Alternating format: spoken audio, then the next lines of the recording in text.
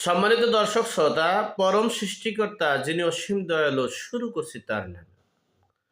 আজকের বিষয়, ভারত গণমাধ্যমে, ভারতের কেন্দ্রীয় সরকারের মাধ্যমে যে ক্রিয়া প্রতিক্রিয়া, সেখানে কি বোঝানো হয়েছে যে শেখ হাসিনাকে প্রধানমন্ত্রী হিসেবে বাংলাদেশে পাঠাচ্ছেন নাকি আসামি হিসেবে, সে বিষয়ে আপনাদের সাথে শেয়ার করার জন্য উপস্থিত হয়েছে। আপনারা জানেন, 5ই আগস্টের পূর্বে বাংলাদেশে অনেক আন্দোলন সংগ্রাম হয়েছে। কোটা সংস্কার আন্দোলন, বৈষম্য বিরোধী আন্দোলন। এই আন্দোলনের সময় শেখ হাসিনা বলেছেন, বাংলাদেশের দেশি বিদেশি চক্রান্ত এবং জঙ্গির উত্থান এবং দেশে একটা বিশৃঙ্খলার সৃষ্টিসহ এই আফগানিস্তানের মতো এই দেশে একটা যুদ্ধের দিকে ধাবিত হচ্ছে। কিন্তু আমরা এমনই তার কথাকে অস্বীকার করেছি, তাকে বিশ্বাস করিনি, তার কথাগুলো মূল্যায়ন করিনি। এজন্য তার আশেপাশে যারা দুর্বৃত্তায়ন করেছে, অপরাধী ছিলেন, সেই অপরাধের কারণেও তাকে আমরা বিশ্বাস করতে পারিনি এবং তাকে মনে করেছিলাম ক্ষমতা ধরে রাখার জন্যই হয়তোবা এমনগুলো বলছে। কিন্তু আজ 5 মাসে পুঙ্খানুপুঙ্খ রূপে সে কথাগুলোর প্রমাণ মিলেছে। যাই হোক, এরপরে তিনি যখন এক দফা দাবি শুরু করলেন, তার পরের দিন থেকেই শেখ হাসিনা একটা সিদ্ধান্ত নিয়েছিলেন যে যেহেতু আমি দেশের জন্য এত কিছু করার পরও, যেহেতু আমাকে নিয়ে এত ষড়যন্ত্র এবং দেশে একটা যুদ্ধ লাগাতে চায়, আমি সে যুদ্ধ চাই না, বিগ্রহ চাই না, দেশের মানুষ হত্যা হোক, এগুলো আমি চাই না। বিদায়ী তিনি নিজ উদ্যোগে বলেছেন যে আমি ক্ষমতা ছেড়ে টুঙ্গিপাড়াতে চলে যাব, ক্ষমতা সেনাবাহিনীর হাতে তুলে দিয়ে আমি টুঙ্গিপাড়াতে চলে যাব। বারবার তিনি কথা বলেছেন। 3 তারিখ, 2 তারিখ সিদ্ধান্ত নিয়েছেন, 3 তারিখ বলেছেন, 4 তারিখও তিনি বলেছেন। কিন্তু দুর্ভাগ্যবশত তাকে একটি গোষ্ঠী, একটি মদতদাতা যারা এই চিন্তা করেছে, তারা বলেছে যে বঙ্গবন্ধুর মতো আপনাদের সকলকে হয়তোবা সেরকম পরিস্থিতি করতে পারে 75-এর 15ই আগস্টের মতো। সেজন্য তাকে বলা হয়েছে যে না, আপনি টুঙ্গিপাড়াতে থাকতে পারবেন না। সর্বোচ্চ তাকে ক্রিয়া প্রতিক্রিয়া দিয়ে এরপরে তাকে লন্ডনে বা ইন্ডিয়াতে পাঠানোর ব্যবস্থা করেছে। বিদেয়ী তিনি তখন টেকনিক্যালি এই সিদ্ধান্ত নিয়েছেন, যেহেতু আমি বাংলাদেশে থাকতে পারবো না, আমাকে নিয়ে 15ই আগস্টের চিন্তা করেছে আমাদেরকে নিয়ে, সেহেতু আমি আর পদত্যাগ না করেই চলে যাব। তিনি পদত্যাগ না করেই চলে গেছেন। এরপরে দেখেন দেশের পরিস্থিতি, বিশ্ববাসী সকলে দেখতে পেরেছেন। আমাদের এখানে রিসেট বাটন পুশ, 72-এর সংবিধান কবর এবং শেখ পরিবারকে কবর, এরপরে আওয়ামী লীগকে কবর সহ নানান কথা আপনারা শুনতে পেরেছেন, জানতে পেরেছেন। কিন্তু আমার কথা হচ্ছে, যিনি অপরাধী, যিনি প্রত্যক্ষ অপরাধের সাথে সম্পৃক্ত, তাকে বিচারের আওতায় এনে সর্বোচ্চ শাস্তি দেওয়া হোক, সেটা আমি একমত। তবে প্রতিহিংসা প্রয়ণ, রাজনীতির কারণে, প্রতিশোধের কারণে, অহংকারের কারণে, ক্ষমতার জন্য, চেয়ার দখলের কারণে যেগুলো হচ্ছে, প্রতিনিয়ত গণহত্যা হচ্ছে, নির্বিচারে হত্যা হচ্ছে, লুটপাট হচ্ছে, নৈরাজ্য হচ্ছে, এটার আমরা চাই না। যাই হোক, এরই পরিপ্রেক্ষিতে বাংলাদেশের অনেক মামলা হয়েছে শেখ হাসিনার নামে। সেই মামলাগুলো বিশ্ববাসী দেখেছেন। মানে আসামি জীবিত আছে, তাকে মৃত্যু বানিয়ে আসামি করা হয়েছে শেখ হাসিনাকে।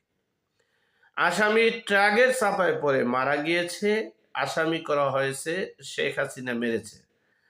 আসামি হার্ট অ্যাটাক করে মারা গিয়েছে, আসামি করা হয়েছে শেখ হাসিনার ১ নম্বর আসামি মারছে। যাই হোক, এভাবে আমরা বিভিন্ন সময় বিভিন্ন রকমের দেখেছি, চিন্তা করেছি, বা আমরা প্রকাশ্যে অপ্রকাশ্যে গোপনে অনেক কিছু তথ্য আমরা জানতে পেরেছি, শুনতে পেরেছি।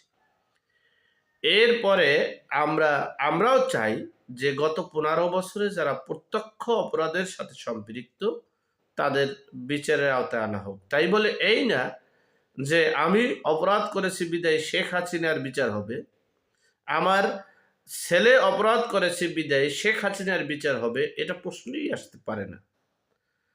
যাই হোক, শেখ হাসিনা যদি অপরাধ করে থাকে যেটা প্রত্যক্ষ অপরাধের সাথে সম্পৃক্ত, সেটার বিচার হতে পারে।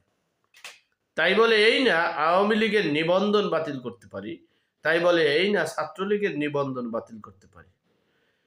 যাই হোক, এখন বিষয়টা হচ্ছে এরপরে এই মামলাগুলোর ১ নম্বর আসামি যেহেতু তিনি শেখ হাসিনা, সেই শেখ হাসিনাকে আসামি হিসেবে ইন্টারপোলে যে নোটিশ দিয়েছেন, সে নোটিশের বারবার তারা রেসপন্স চাচ্ছেন, কিন্তু কলকাতা থেকে, ইন্ডিয়া থেকে কোনো রেসপন্স আসছে না। তারা প্রকাশ্যে বলেছেন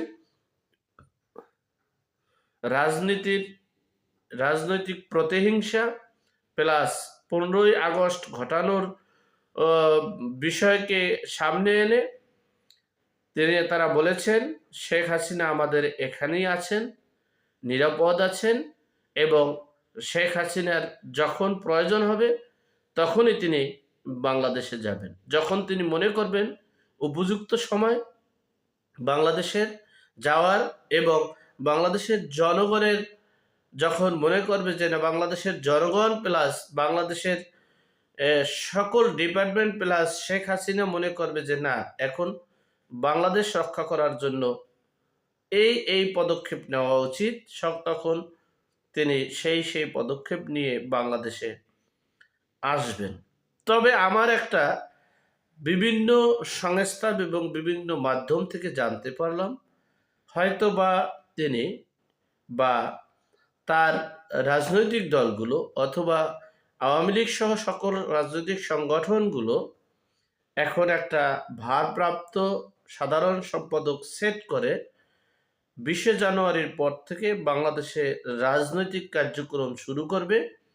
এরপরেই যে কোনো মুহূর্তে যে কোনো সময় তিনি বাংলাদেশে পদার্পণ করবেন।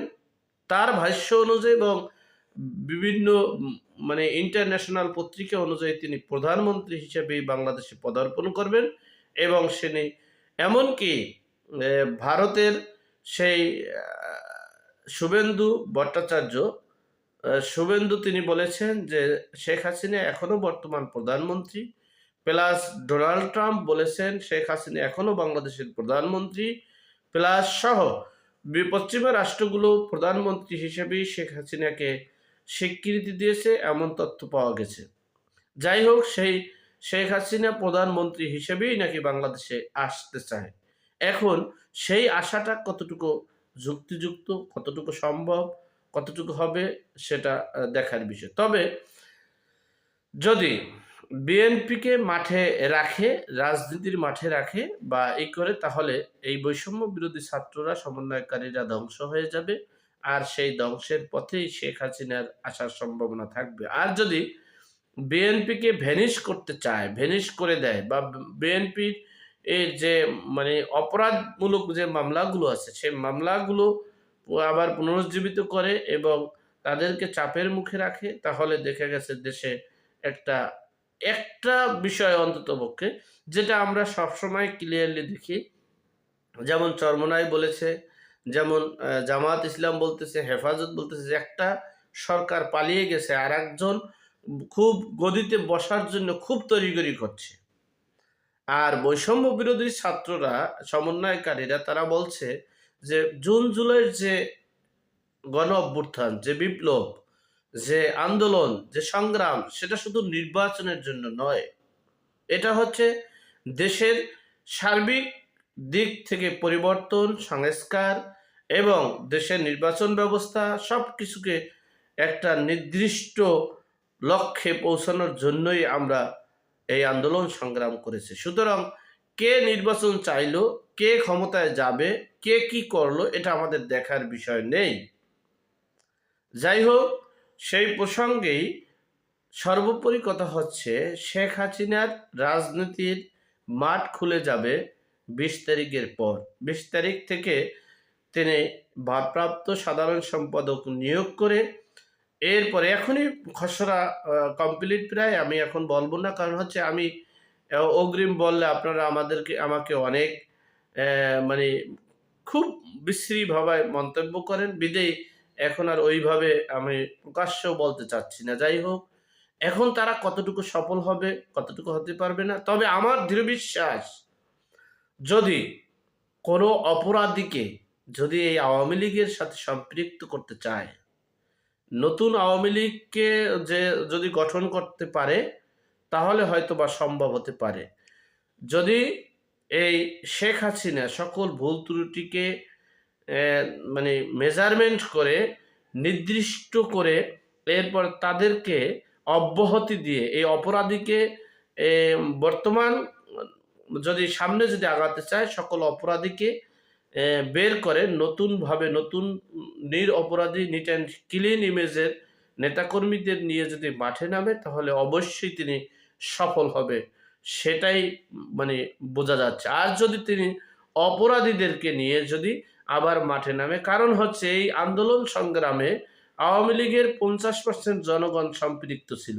একটাই কারণ হচ্ছে, আওয়ামী লীগের থেকে আওয়ামী লীগের রাজনীতি নিজের টাকা খরচ করে রাজনীতি করে তারপরে অপমানিত, লাঞ্ছিত, নির্যাতিত হয়েছে বিদেয় তারা কিন্তু এই সরকারের পতন চেয়েছে। পতন চাওয়ার কারণ হচ্ছে, কারণ পতনে না থাকলে, বিরোধে না থাকলে বুঝতে পারবে না আসল সন্তান কে। বাবা বললেই সে তার সন্তান হয় না, কারণ জারজ সন্তানেরাও বাবা বলে, আর জন্মগত সন্তানরাও বাবা বলে। আবার রবার্টের ভিতরে বাচ্চা জন্মগ্রহণ করার পরও যিনি লালন পালন করে তাদেরকে বাবা মা বলে। সুতরাং কোনটা আসল সন্তান এটা বোঝার জন্য বিরোধী দল থাকা দরকার। বিদেয়ী 50% আওয়ামী লীগ এই শেখ হাসিনাকে বিরোধী দলে রাখার জন্যই আন্দোলন সংগ্রাম করেছিল। যাই হোক, আল্লাহ আমাদের সকলকে সঠিক জ্ঞান দান করার তৌফিক দান করুক। আমিন। আসসালামু আলাইকুম।